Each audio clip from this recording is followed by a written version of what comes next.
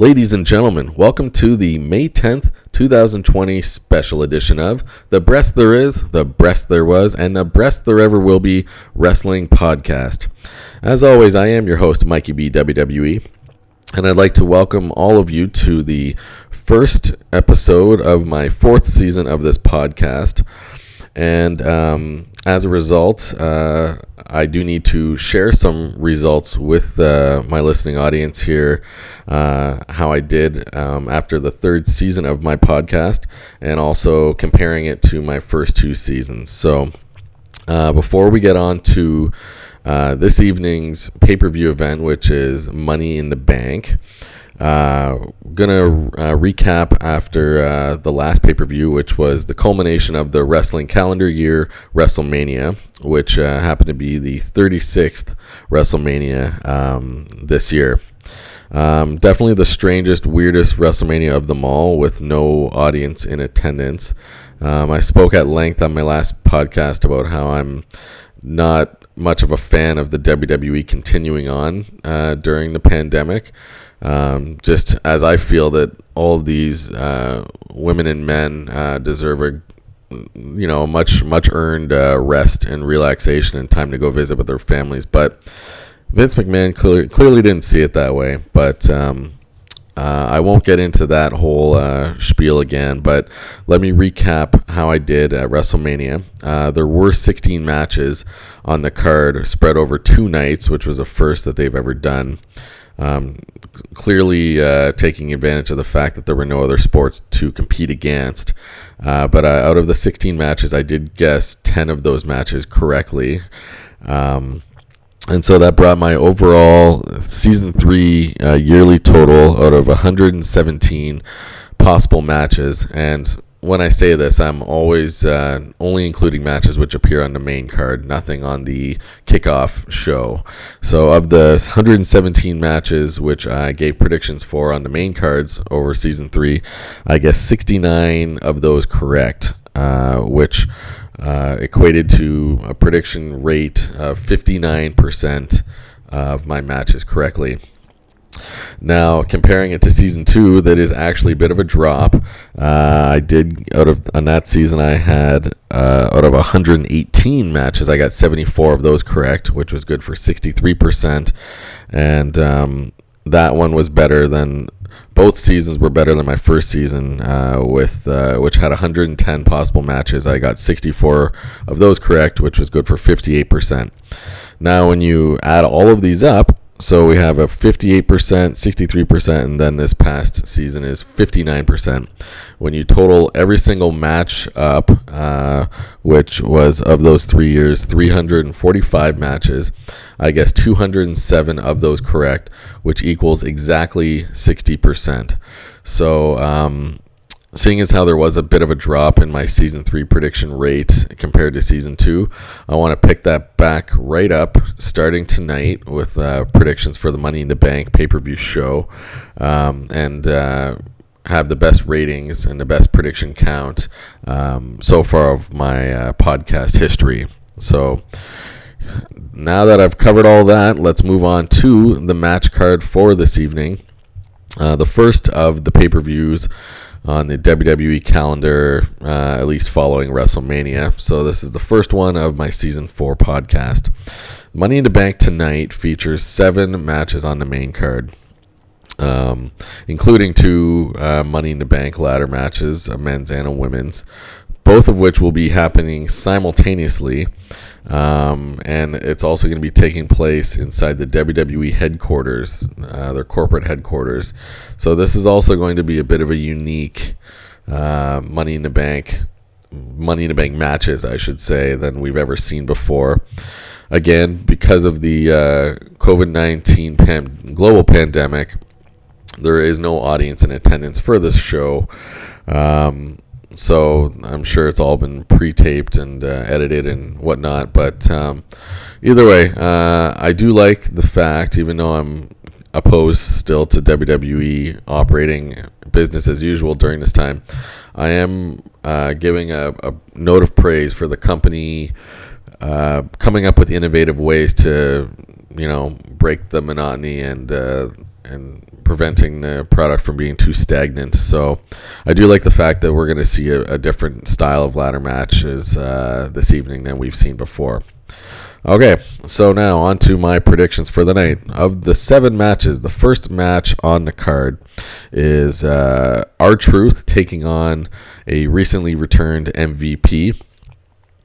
I pretty much always err on the side of when there's a superstar returning from a hiatus, an injury, or making a return from a long time away from the company, which is the case here with MVP.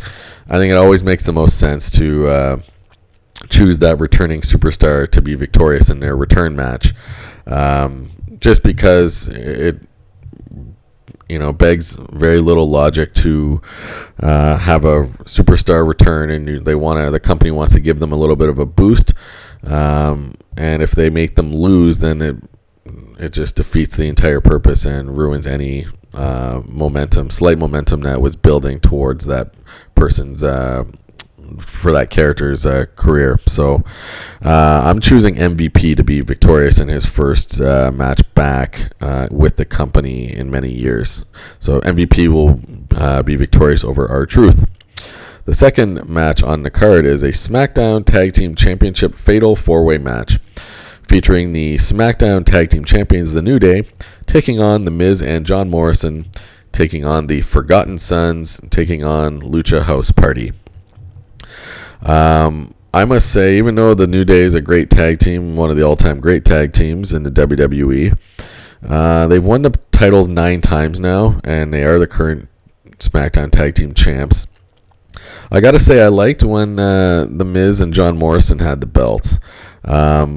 John Morrison, much like MVP in my previous match, he's another guy that made a long, a return after many years away from the company, and the company did the logical thing and give him, with The Miz, a big boost, and they did win the belts initially, a month or 2 prior to WrestleMania, and then saw them lose the belts sometime thereafter against the New Day. So you know what? I think with the New Day can always come back and win another time, a 10th time, and the Forgotten Sons are a pretty new faction that's going to get their due and going to get some many title matches in the future, I'm sure. But I think The Miz and John Morrison, I don't know, they're the most intriguing team of this group for me right now. They're the most entertaining. I think they can do a lot of great programs with the Forgotten Sons, with the Usos and the New Day, and not to mention the Lucha House Party in the future. So, to me, I'm going with The Miz and John Morrison to win back the SmackDown Tag Team Championships, and then they will continue on with some new feuds, likely with the Forgotten Sons, and hopefully get the Usos back in the fold here. So, anyways, my pick for the second match is for The Miz and John Morrison to reclaim the SmackDown Tag Team belts. Moving on to the third match, it is for the SmackDown Women's Championship, and that is featuring the SmackDown Women's Champion Bayley taking on Tamina. I don't see Tamina personally as championship caliber material, certainly not at this point. She's a good wrestler, but she has a lot of work to do, I think, as far as work on the mic, her performance skills. I don't see the company giving her one of the top 2 women's belts at this stage. So Bayley, to me, is going to retain the SmackDown Women's Championship in this match. Fourth match on the night is for the Universal Championship match with Universal Champion Braun Strowman taking on Bray Wyatt. This one is the match I feel the least confident about, and that says a lot considering that each of the forthcoming Money in the Bank ladder matches, which I haven't given my predictions for yet, I have a 1 in 6 odds of correctly guessing the victor of each of those matches. So my odds aren't great in either of those. But this match, I know it's difficult to say, and the reason is this. Last month at WrestleMania, I incorrectly guessed that Braun Strowman would defeat Goldberg for the Universal Championship because Braun Strowman was a late, last-minute addition to the match when Roman Reigns could not compete because of his previous health history with leukemia.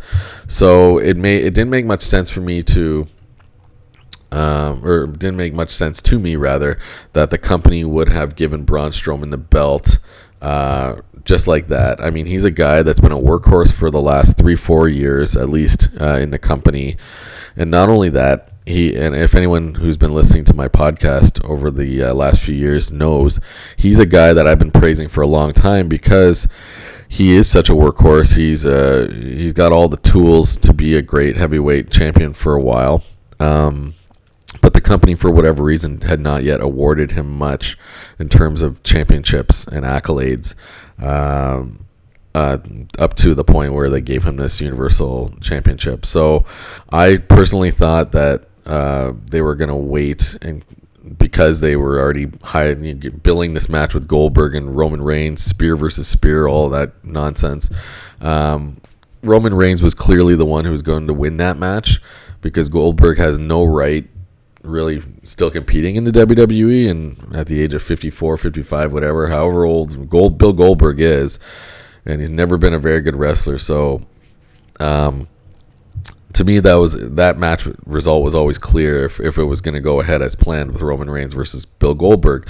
So right now, it's very clear that the company had plans, at least in recent months, for Roman Reigns to have recaptured the belt, the Universal Championship belt, and start programs with a number of people. Definitely not Bill Goldberg. So it's tough to say here. As well, Bray Wyatt, who I have not yet mentioned in this match much, he's a guy that lost his Universal Championship belt to Bill Goldberg, very shockingly, before WrestleMania. I never agreed with that move. I thought it was a terrible move. Bray Wyatt as his Fiend character, which, according to WWE.com and on any preview I've read, he is not appearing as tonight.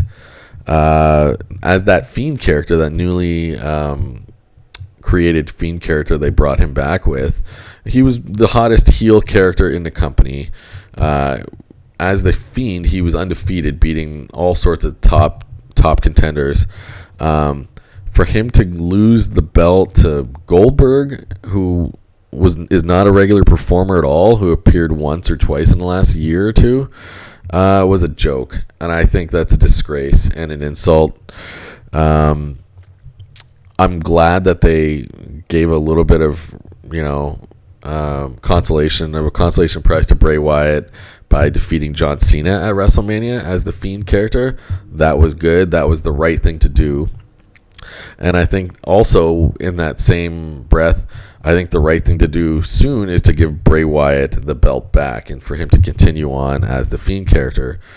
Right now, especially because right now we don't know when Roman Reigns is returning, who was, like I said a few moments ago, clearly the one who is designated to be the champion for the present time and going forward. So right now it's a bit all up in the air with the Universal Championship, the creativity behind that, the storyline, the booking, because I don't know. So right now, here's how I think this match is going to go. I do think, even though I think Bray Wyatt will get this Universal Championship belt back soon, I don't believe it's going to be tonight. For two reasons. One, Braun Strowman, like I said, the overlooked, underrated guy who just finally won his top belt in an empty arena at the WWE Performance Center. Again, I think it'd be very insulting for him, from the company, if they took the belt away from him 1 month after he finally won it. So I don't think he's going to lose it yet, but I do think that him losing it is very imminent at this stage. What I do believe is going to happen is Braun Strowman will win tonight. He'll retain the Universal Championship belt, and Bray Wyatt, I think, soon after the match will revert back to his Fiend character, or if he doesn't soon after the match tonight, he will on Friday's SmackDown, and he will coming back for Braun Strowman's belt as The Fiend, which I think he will then win soon after, probably next month's pay-per-view. So all in all, and this is a match also I could see easily going, ending in a disqualification with, and I don't like predicting disqualification because they're so random and too hard to predict. I could also see Bray Wyatt losing to Braun Strowman via disqualification. Regardless, I think Braun Strowman will retain Universal Championship tonight. And because I don't like to get into all the extra possible results like disqualifications, countouts, no contests, things like this, which are even more difficult to predict, I'm just going to flat out say I think Braun Strowman will retain the belt, be the victorious tonight, and carry the Universal Championship belt for a bit longer. But I do think his time is coming to an end soon, because I think The Fiend will be back. Well, Bray Wyatt will be back as The Fiend very soon, and we'll get that belt back. So after that long-winded response, my prediction for match number 4 for the Universal Championship is Braun Strowman winning and retaining the Universal Championship tonight. Okay, moving on to the 5th match of the 7 on the night. It's for the WWE Championship. And now on the flip side, here's the other top champion who you could see the company had definitely built towards, at least since Royal Rumble, probably before, with the WWE champion Drew McIntyre taking on Seth Rollins. This is a great first match for Drew McIntyre being the champion. First great pay-per-view match for him. Seth Rollins is obviously a very well-respected superstar. But again, Drew McIntyre just won the belt. The company had built for that for a few months with him defeating Brock Lesnar, no less, at WrestleMania. Drew McIntyre's not losing the belt tonight. So this one is a little bit easier to predict in my opinion. So this is a program note with Seth Rollins that I could see continuing on, certainly for the next few months. Seth Rollins does have his buddies that can help him out, but I don't see him winning the belt tonight. That would be a big mistake, and it would be foolish for the company to already take the belt away from Drew McIntyre. So I think this is a program we'll see continue for the next few months. But regardless, my prediction is Drew McIntyre retaining the WWE Championship tonight. Okay, and on to the final 2 matches of the night, which are the 2 Money in the Bank ladder matches.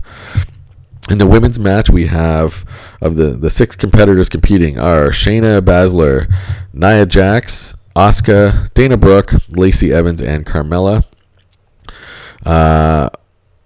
I believe Shayna Baszler, they had her lose to Becky Lynch clean last month at WrestleMania. I do believe, though, Shayna Baszler, they're giving her, they're definitely still going to give her a bump. Even though there's a few certainly viable contenders in this match to win. My bet is Shayna Baszler is going to win the Money in the Bank ladder match. Because I think that we're going to see her start some new feuds with some other top title-holding, contenders. I think she obviously has a lot of potential with her mixed martial arts background. She's, I think the company believes in her and wants to see what she's going to do when given the right opportunities. So that's my pick for the women's. On the women's side of it, Shayna Baszler winning the women's Money in the Bank ladder match. And for the first time ever, this match will be going on concurrently with the men's Money in the Bank ladder match. And the 6 competitors in that match are Daniel Bryan, Aleister Black, Rey Mysterio, King Corbin, Otis, and AJ Styles. In this match, we've had 2 former Money in the Bank winners with Daniel Bryan and King Corbin. And I guess I should have noted in the last match, Carmella was also a former Money in the Bank winner.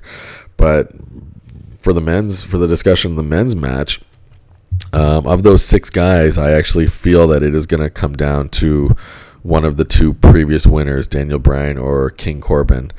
I was humming and hawing over this one for a while. But Daniel Bryan, when he won it, it was many years ago. I believe it was 9 years ago, 2011. So it's been a long time since he won. He's a guy that clearly should be in the title picture again, much like King Corbin, I suppose. But King Corbin is also, he won it more recently, the Money in the Bank ladder match, and he also goofed it up and did not cash it in properly subsequently. And King Corbin, of course, the arguments to be made on his behalf is he has people that can help him out and probably will, like Cesaro, Shinsuke Nakamura, people like this.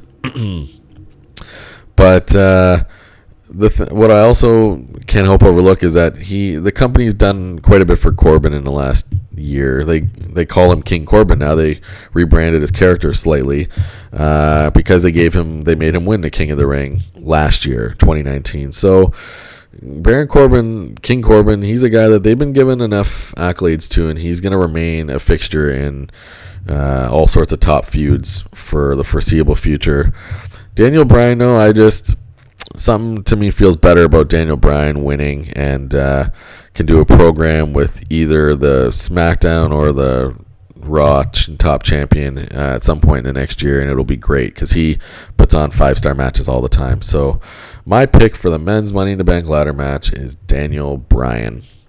So there you have it, folks. Those are my predictions for the 7 matches for tonight's Money in the Bank ladder match. Like I said, the first pay-per-view of my 4th season of conducting my WWE podcasts, and the first pay-per-view since WrestleMania, so always a brand new start. So hopefully it's going to be decent. WrestleMania I wasn't overly fond of, so I'm hoping that tonight's Money in the Bank tonight's Money in the Bank pay-per-view show will be a bit more entertaining than the 2-night snooze fest that we got at WrestleMania. I guess that's a bit unfair. There were certain moments that were good at WrestleMania, but still it wasn't the same. But anyways, so there you have it. Don't forget to like and subscribe to my YouTube channel below if you liked what you heard. Thanks very much for listening, and see you next time.